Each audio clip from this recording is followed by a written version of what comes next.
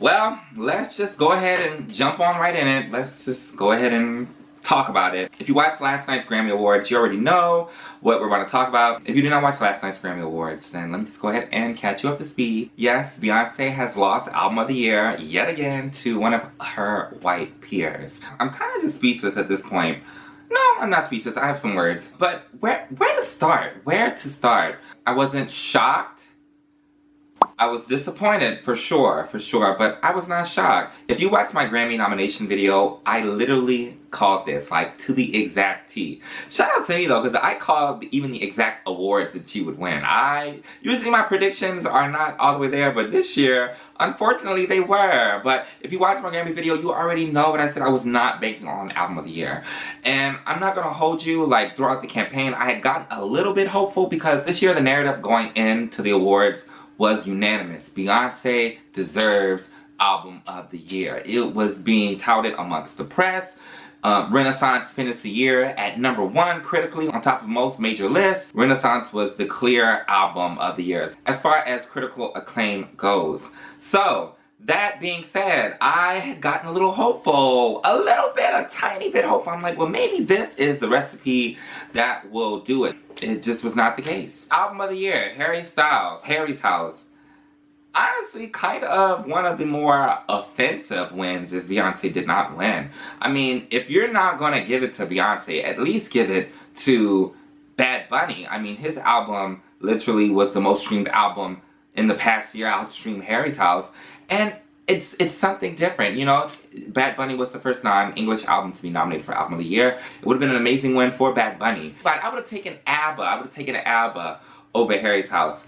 But Harry's House is the quintessential just Grammy food. Just very conservative, very singer-songwriter, so to speak, white man, cookie cutter, just, And that's why it was so offensive. Listen, I'm not here to really like shit on Harry or shit on his music like that. But as far as craft goes, Renaissance was doing something a little bit different. Such a shame that the Recording Academy continuously slaps artists who dare to take it there and slap artists who dare to do something different. They just slap them in the face for the same old bullshit. You know, like I said, no offense to Harry's House, but what was innovative about that album, you know? And this is so funny too because Renaissance isn't even the most progressive form of music. One of the more progressive nominees, sure, but again, whenever the Academy acts like this and whenever they continuously like slap such, you know, artistic risks in the face like this, it really just like does not lend itself to being open to modern music and open to change. Because honestly, Renaissance is an album that showcases where music is heading. Another thing that pissed me off was Song of the Year. Listen, Bonnie Raitt is a fabulous songwriter who is very acclaimed and very decorated as far as her career goes, and you know, shout out to her for giving some amazing music. However, just because she wrote the song by herself, right, does not make that the Song of the Year.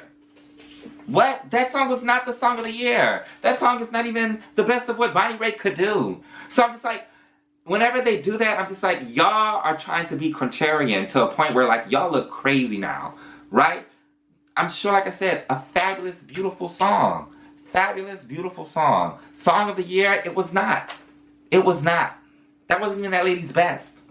How dare y'all? How dare y'all? The Conservative Recording Academy hold on this opinion that less songwriters, less producers equals more quality work. That's just not the case. That is not the case. An album like Renaissance is a perfect example of what collaboration should bring and what it should make, and the beautiful art of collaboration, right? Collaboration made a fabulous project. And we should be celebrating that. We should be embracing that. I spoke about this in my nomination video. The art of collaboration, the backbone of Renaissance, how it was created. This is where music is moving forward. And the Recording Academy continuously slapping that in the face in favor of more traditional singer-songwriters and less credentials. Like, again, it's old and stuffy. It's old and stuffy. And the Academy is doing itself such a disservice by not recognizing monumental albums like this. Also, it's not lost on me at all, right? Harry faced such criticism for queer baiting, using the queer image to sell Harry's house. And it lost to the album that was produced, influenced, and written by queer people. So many queer people were on Renaissance. And again, it would have been so monumental to not only award a black woman for Album of the Year, but acknowledge and award all of the amazing queer young collaborators that were a part of Renaissance and made Renaissance happen. It's mind-blowing. But what's most offensive about this happening time and time and time again is the fact that the telecast was tailor-made for Beyoncé. Like, the fact that they televised the Best Dance Electronic Album, when have they ever televised that award? You know, of course they did that, and they did R&B song because they wanted the most amount of Beyoncé moments that were possible, right? And she was favored to win both of those awards, right? And of course it would have been great to have her break the all-time Grammy record on the telecast, right? So the greater body of the Recording Academy knows that Beyoncé is so important to their telecast for ratings. Literally, Trevor Noah, whenever Cuff It won for Best R&B Song, and it was one of the first awards given out the night, and Beyoncé unfortunately hadn't arrived to the award show yet, Trevor Noah stopped and was like, "Y'all, Beyonce's coming, she's stuck in traffic, just want to let you know that Beyonce's coming." Like, when does that ever happen? When does that ever happen? So you acknowledge the fact that Beyonce is very important to your award show. However, you refuse to give her the top prize. That to me is so disrespectful, and it's a bit exploitative at this point, right? Taylor made the telecast to be Beyonce night. The biggest award, the award that, you know, literally the whole world knows that she's waiting on. And have her lose, and have her face plastered on the screen, losing gracefully to Harry Styles, losing gracefully to Beck, losing gracefully to Taylor Swift, losing gracefully to Adele. Like, that image of her losing all that time, like, oh my God. You're not giving her the award that she's deserved. You're continuously slapping her artistry in the face on live television for millions of people to see. And yet, you need her. You need her. So why not respect her in the way that she should be respected? And you know, such a shame, right? Because we can't even fully, like, celebrate the monumental, you know, record that she broke. Now she's the most awarded person ever in the Recording Academy Grammy history, right? And we can't even celebrate that because how does a person with the most amount of Grammy Awards does not have Album of the Year when she's been consistently nominated for, right? She only has one out of 32 awards is for a general field, and that was for Single Ladies back in 2010. So it's been over 10 years since Beyoncé has won a general field category, right? And when you think of Beyonce's career, when you think of, you know, the presence that she has in the music industry, to say such a statement as Beyoncé, the person with the most Grammys of all time, only has one general field win, doesn't that sound crazy? Doesn't that sound wacky? Leads me to say, Beyonce, I'm sorry girl, you can't go to the Grammys no more. You cannot go to the Grammys no more. I do not want Beyonce at the Grammys no more. By all means, please submit. Please keep on submitting, you know what I'm saying? Let's keep on packing on top of the record. You know, let's keep the record safe. So be it. But she don't need to ever, when I say she don't need to ever step foot on that award show ever again. I don't want no red carpets. I don't want, you know, performances. I don't want her in the crowd. Nothing. Just don't even go. Just literally just don't even acknowledge it. Get your nominations and go. Literally, if Beyonce wins Album of the Year, I do not want her to be on stage. I do not want her to be accepting the award on stage. Wouldn't that be so ironic and such a slap in the face of the Recording Academy? It's what they deserve. It's what they deserve. So to acknowledge the fact that you need her for your ratings, right? Acknowledge that she's an integral part of your telecast. But to deny her the top award, ain't that some bullshit? Ain't that, like, actually insane? Yeah, no more attending the Grammys for Beyonce. I'm telling you, she does not need to go there. Because that is just the ultimate slap in the face to me. But I digress. Yeah. Also, like, frustrating just as a fan, right? Renaissance was such a big moment for Beyonce. Such, like, you know, a celebration not only in music, but celebration of her as a career. As far as like eras goes, this hasn't happened for her in a while, right? Oh my God, Beyonce finally won Album of the Year with Renaissance. It would have been Renaissance. It would have been so picturesque, right? But like Beyonce has said herself, you know, you can do everything right, and sometimes you still lose. Such a bittersweet telecast too, because a lot of things that I wanted to happen happened. Like I said in my nomination video, her path to 4, she got the 4. She got the 4. She broke the record for the most amount of Grammys won. And you know what? As a fan, like I said, again, I couldn't even fully celebrate that. But, you know, let's give Beyonce her flowers for that right now. Somebody who has been watching her career, has been watching her since her first Grammy Award appearance, you know, that was an amazing thing to witness. And it was so great to see the whole room celebrate Beyonce, the monumental career that she's had.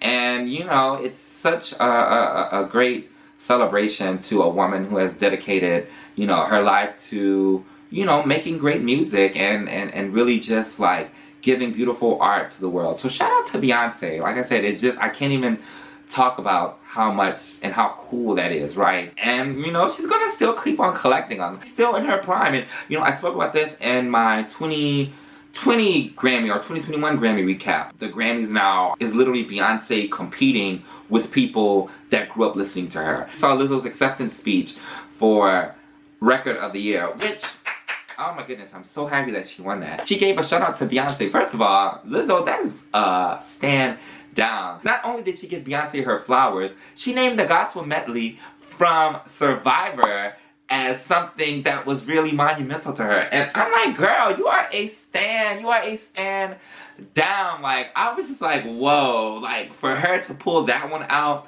that's high. That's high. Shout out to Lizzo. So interesting to watch Beyonce be in competition with, again, people that she raised musically.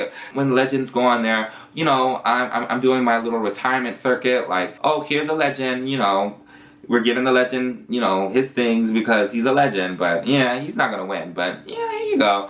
No, Beyonce is still competition. And it's just so cool to witness, and it's something that's unprecedented. Another thing that I was so happy, and another thing that I called, Money Long winning her Grammy. She did not win Best New Artist, unfortunately, but she did win for R&B performance for Hours and Hours. Now let me say, before the Beehive gets me, of course I'm sad that Virgo's Groove lost. I definitely think that Virgo's Groove is a more genius song. However, I have to give it up to Money Long. Hours and Hours was such a moment for R&B, and I wholeheartedly believe that that song deserved a Grammy. And I knew she wasn't going to win R&B song because, babe, that was the Legends Award. Honestly, all the legends that Beyonce threw in the pot for that, like, they had to give that award to her. Like, Tina Marie, Niles Rodgers, Raphael Sadiq, Beyonce, The Dream, like, babe, that was gonna win. That was gonna win. And of course, like, Cuff It was the bigger song, so I'm very happy that Money Long got her Grammy. Another thing I'm excited about, Steve Lacy got his Grammy as well. So, you know what I'm saying? It was a great award show. My girls won. Like I said, I'm happy that Lizzo got Record of the Year. First time a woman has won Record of the Year since Whitney Houston and I Will Always Love You. And that was way back in the 90s. I think it was like, what, 24, 20 something? I can't do the math, but bittersweet award show. Like I said, I really do regret that Beyonce did not win Album of the Year, but it speaks more on the Academy than it does on Beyonce's artistry. And, you know, I'm more than certain, you know, Beyonce recognizes that, and it's a fault of the voting body, and it's a fault of the organization as a whole, and has nothing to do with the type of art that she's creating. You know, thankfully Beyonce has her fans, thankfully Beyonce has the press that, you know, are reminding her, and other musicians as well that are reminding her that, you know, Renaissance was a beautiful project, that Lemonade was a beautiful project, that Self-Titled was a beautiful project.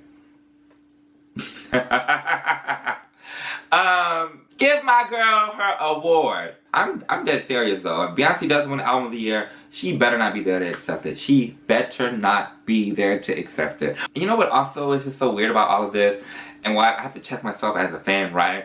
Because a project like Renaissance, a project like Lemonade, a project like Self-Titled, it's just like, oh my God, like, it won't get any better than this. And it always does, and it always does, and it always does. So, hey, I'm sure Act 2 will probably blow Act 1 out the water, and we'll be in the same boat again. Actually, no. Like I said, no, we won't. No, we won't. Because my girl not even going to the award show. And at this point, like I said, girl, we beat the game. We beat the Grammys.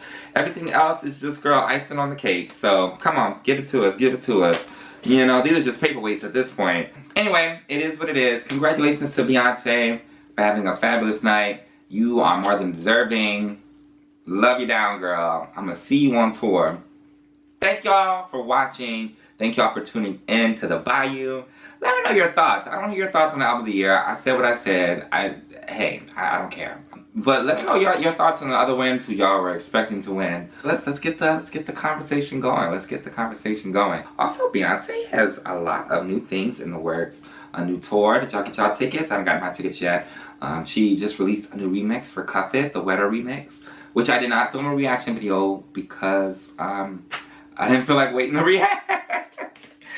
It came out when I was randomly at work, and I was like, girl, I'm listening to this right now, and I'm so glad I did. Sometimes I can't share things with y'all. I'm sorry. Anyway, thank y'all so much. Subscribe.